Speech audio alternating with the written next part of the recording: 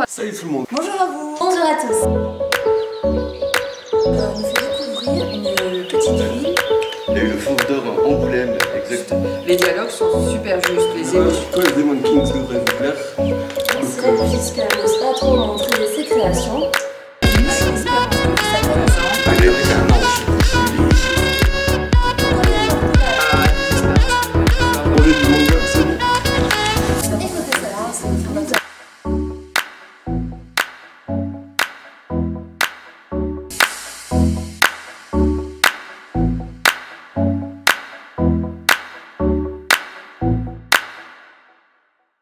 Bonjour, je vous retrouve aujourd'hui pour vous parler d'un roman qui s'intitule Un manoir en Cornouailles et qui a été écrit par Eve Chase.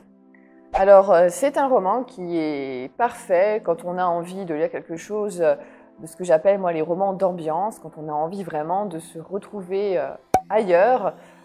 Puisqu'ici, donc, comme son roman l'indique, on se trouve en Cornouailles, donc, qui est une région du Royaume-Uni.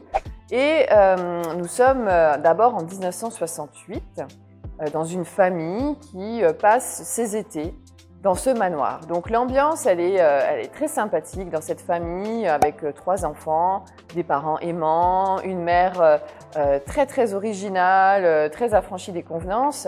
Et le temps passe comme ça, chaque été, assez lentement. Dans ce manoir qui est tout près de la mer.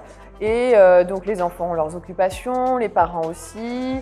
On s'ennuie un peu parfois même, mais c'est un ennui un peu mélancolique qui est très chouette aussi.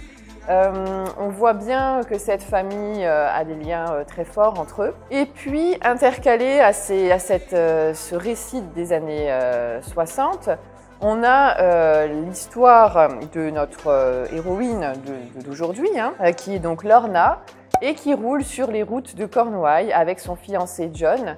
Ils sont à la recherche du lieu qui accueillera leur futur mariage. Et elle se rappelle qu'enfant, sa mère, de temps en temps, l'avait amenée dans cette région des Cornouailles et elle avait découvert un manoir qui vraiment lui parlait, qui lui donnait envie de rentrer à l'intérieur. Et elle est vraiment assez têtue, elle veut retrouver ce manoir, elle ne sait plus trop comment il s'appelle, elle ne sait plus trop où il se trouve, mais elle insiste pour le retrouver.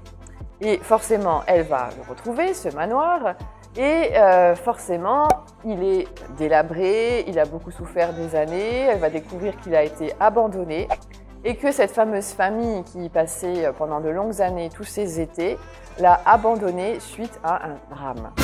Et donc c'est là que ça devient vraiment intéressant puisque les chapitres s'entremêlent. On a de temps en temps le chapitre où on a Lorna à la recherche de ce manoir, puis qu'il le découvre, qu'il va découvrir qu'il y a un personnage étrange qui l'habite aujourd'hui, mais qu'il est possible pour elle, si elle le souhaite, de faire son mariage à l'intérieur de ce bâtiment, qui fuit, qui n'a plus de chauffage, enfin qui est vraiment presque en état de délabrement total, mais qui dégage un charme auquel elle est extrêmement sensible. Et puis, on découvre au fur et à mesure des autres chapitres l'histoire de cette famille en 1968, ce qu'il s'est passé, pourquoi, comment, quelle incidence ce drame a eu sur tous les habitants de ce manoir, sur cette famille, sur les frères et sœurs, sur les parents. Et tout s'entremêle.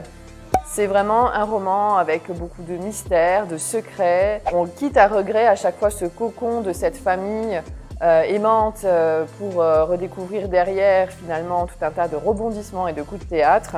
Ça, c'est le roman d'une auteure anglaise, c'est son premier roman.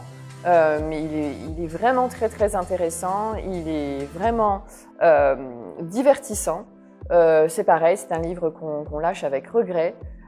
Qui est teinté beaucoup de mélancolie, qui parle également d'harmonie familiale, mais qui parle aussi de l'amour sous toutes ses formes, de la dévastation, du changement, bref, de la vie. Donc c'est un roman que je vous conseille vivement, Un manoir en Cornouailles de Eve Chase. Voilà, bonne lecture et à très vite.